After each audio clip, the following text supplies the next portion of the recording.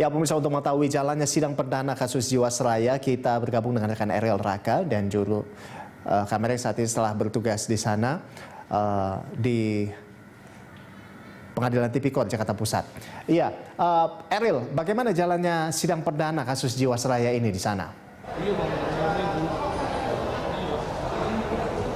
Ya, Rolanda dan juga pemirsa, ini tepat di belakang saya merupakan ruang persidangan yang menggelar sidang perdana dari dugaan kasus korupsi PT Asuransi Jiwasraya.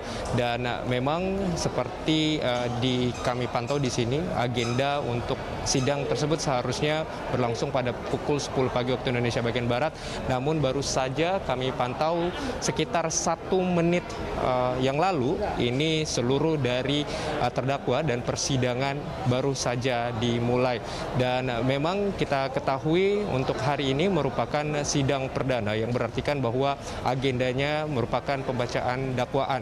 Dan ada sekitar 6 terdakwa yang akan mendengarkan dakwaan mereka dari pihak jaksa penuntut umum. Dan kita ketahui pada beberapa waktu sebelumnya dari 6 tersangka terdakwa yang kali ini sudah menjalani persidangan perdana mereka, 5 terdakwa sebelumnya ini merupakan mereka yang berkasnya lebih dahulu masuk atau dilimpahkan ke Pengadilan Tipikor Jakarta Pusat. Dan satunya lagi ini memang lebih lambat daripada 5 tersangka lainnya. Namun informasi yang kami dapatkan dari pihak kejaksaan bahwa berkas dari Joko Hartono Tirto, Direktur PT Maxima Integra, ini akhirnya juga sudah menyusul untuk dilimpahkan ke Pengadilan Tipikor Jakarta Pusat pada tanggal 27 Mei 2020 yang lalu, atau lebih tepatnya pekan lalu.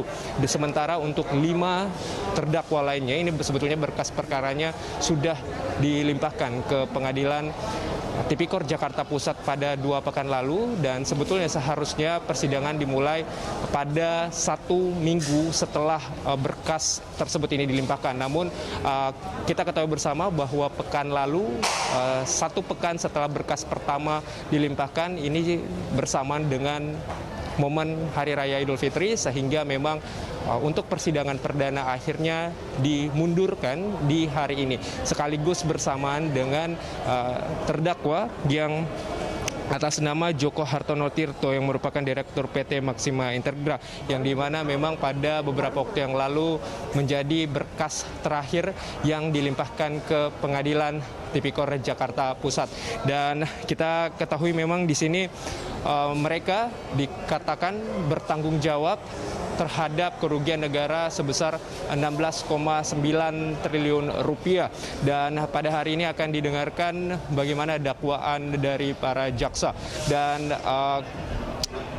Rolando dan juga pemirsa, yang dimana pasal-pasal dari yang mereka akan didakwakan pada hari ini antara lain seluruhnya terkena dengan pasal dari tindak pidana korupsi. Namun 2 diantaranya, yaitu Beni Cokro dan Heru Hidayat, kejaksaan juga ini menerapkan pasal tindak pidana pencucian uang. Dan kita akan terus memantau, Rolando, bagaimana berjalannya sidang perdana hari ini, yaitu pembacaan sidang atau pembacaan dakwaan dari jaksa penuntut umum kepada 6 terdakwa yang datang. Rolando. Iya, baik Ariel. Jadi seluruh terdakwa atau 6 terdakwa ini sudah datang, sudah hadir di sana, Ariel?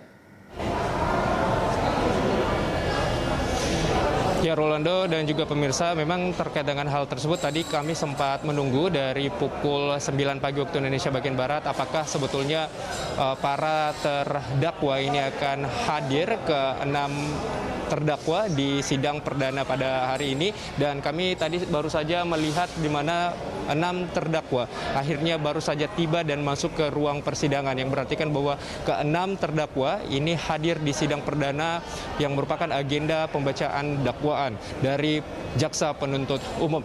Sebelumnya tadi ini, Rolando, memang pihak dari otoritas pengadilan Tipikor Jakarta Pusat sudah berkoordinasi dengan sejumlah beberapa pihak, seperti pihak terdakwa dan juga dari pihak kejaksaan apakah nanti sidang ini akan dilakukan secara virtual atau daring atau akan dilakukan secara manual.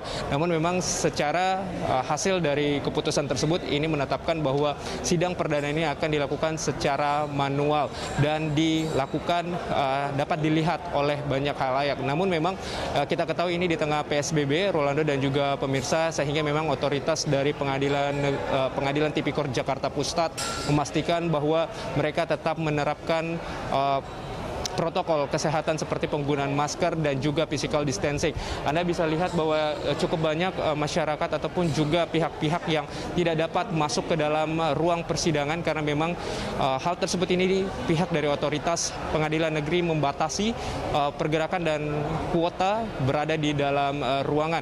Begitupun juga untuk kuasa hukum dari 6 terdakwa yang hadir pada hari ini tidak seluruhnya dapat masuk bahkan duduk berdampingan. Kurang lebih kami tadi sempat melihat dan informasi yang kami dapatkan satu meja tersebut ini hanya terdapat sekitar 12 kuasa hukum dari para terdakwa. Sedangkan begitupun juga untuk jaksa tidak seluruhnya jaksa penuntut umum berada di meja mereka, bahkan sebagian dari mereka ini ada di luar persidangan. Dan tentunya kita ketahui ini merupakan kasus yang cukup banyak menarik perhatian bagi masyarakat begitu karena terkait dengan mega korupsi, dugaan korupsi dari PT Asuransi Jiwasraya, sehingga cukup banyak juga masyarakat awak media yang ingin melihat secara langsung. Kita belum ketahui secara pasti, Rolando, apakah nanti di persidangan berikutnya akan dilakukan secara manual atau tidak. Karena memang pada sebelum persidangan tadi sempat ada pembahasan bahwa kita masih melihat bagaimana perkembangan berikutnya dan hasil kesepakatan antara pihak dari otoritas Pengadilan Tipikor Jakarta Pusat dan juga dari beberapa pihak lagi lainnya apakah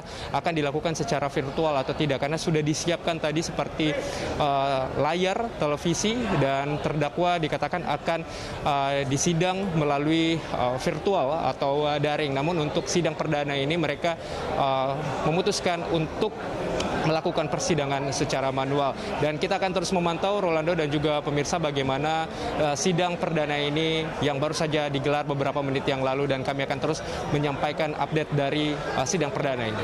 Demikian, Rolando.